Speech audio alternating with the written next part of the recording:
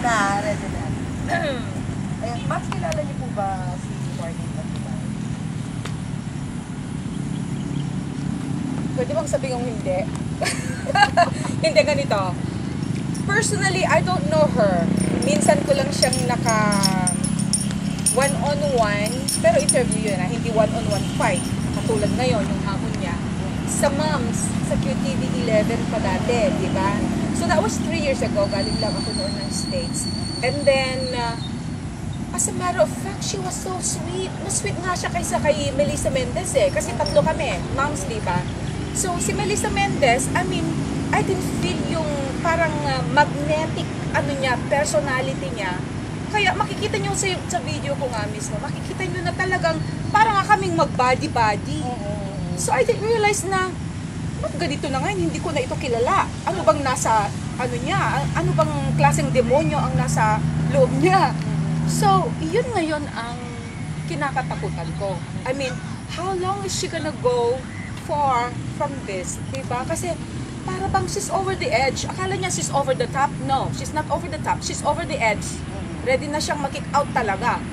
O, diba? Eh kung walang kaya talagang humarap sa kanya para somebody who's gonna kick her butt, ako yun. Pero, diba? And I'm serious. Ano ba yan? Singer Mystica has accepted the challenge posted by Marlene Aguilar, Lord, the sister of OPM icon Freddy Aguilar, to a sparring match. Hindi ba? Sa Elorde Gym daw sila sa Parañaque magtutuos. Pero Marlene Aguilar has just blocked me. She can't accept the fact that I dared her for a one-on-one personal sparring on the street. Away kalye. Yun po ang hamon na tinanggap na inahamon ni Marlene, si Mystica, umaccept. Anong Mayweather? Wala pa yun. Takot lang ni Mayweather. Mas mas malakas ang loob ni Mystica kay Mayweather. Partner, black belter si Mystica. Oo, mas matapang. Martial art defense, Si Mayweather, ang tagal na wala pa rin. Uy, pero wait. To be fair, nagbigay ng petsa si Mayweather End of the month, si Pacquiao nagbigay ng deadline. Nagbigay ng deadline si Pacquiao. Nagbigay ng deadline si Pacquiao. You don't decide until the end of this month, no more fight. Maghahanap ako ng ibang kalaban. Malamang si Manny Pacquiao at si Marlene ang maglaban. Pwede, di ba? Ito naman, maiba seryoso. Si Richard Gomez nag-text. Sabi niya, si Congresswoman Lucy nag-file noon ng bill sa Congress, House Resolution 177.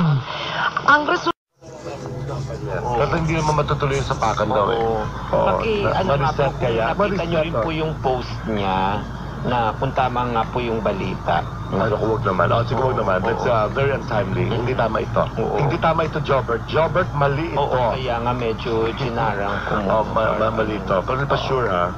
Kasi pag hindi siya... Huwag na muna. Ay, hindi pa lang. Kasi hindi pa nakikita yung post. Pag nakita ko na yun, ano nga yung... Huwag na. Basta ang usapan dito, hindi na lang matutuloy ang kanilang sapakan because parang umurong na yata si Marlene Aguilar. Na nakita ko ang pag-post yan ng nude. At semi-nude, labas ang kanyang dede sa Facebook, sa social media. Sabi ko, alam mo, mukhang kontraga siya, parang sugo talaga siya mula sa kung saan lupalop, no? Hindi sa langit, sugo siya somewhere. Kasi na-imagine ko talaga siya, oh my God, the nerve to post in the nude. Okay, tapos eto ka, binampas mo sa tupapa. Oh my God, saan ka pinanganak? Ano pinakain sa'yo ng mga magulang mo? Baka mga blade. Hindi kayo pinakain siya ng mga gunting, ng mga nails, hindi kayo ng ulam. Nail cutter, pako, baka yun ang kanyang mga breakfast, lunch, or dinner. Hindi kaya? Umog ng toro. Oo. Tsaka uminom ng lason. Baka yun ang kinalakihan niya. Kaya kung ano-ano lumalabas sa bibig niya at ano lumalabas sa utak niya. Kasi okay na yung malalim na sana siya. Pero kalaliman niya pala may pinagagalingan. Kaya siya si Dragon. Oo. Apoy. Apoy. Oo. Nakakagulat ka. Ganon. Yun. Kaya matama lang na umurong siya. Umurong siya kasi baka kaya ganun-ganun si Mystica. Pag nag-lap dance si Mystica sa harap niya, patay siya.